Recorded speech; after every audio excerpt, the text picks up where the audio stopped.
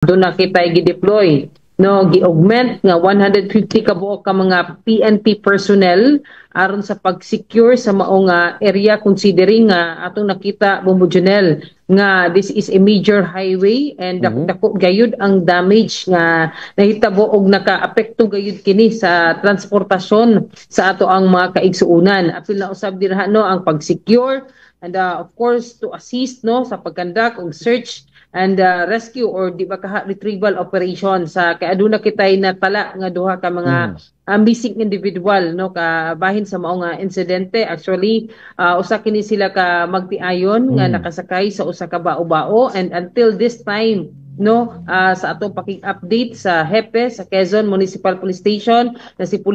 Lieutenant Colonel na Elga, wala pa kitay no positibo nga balita kabahin sa mao nga operasyon nga ginahimo. Bombo Junel 24/7, no, ana ang ato ang kapulisan aron gayud to ensure safety and security ilabi na sa ato ang mga biyahero, mga tawo nga anaa sa mao nga lugar.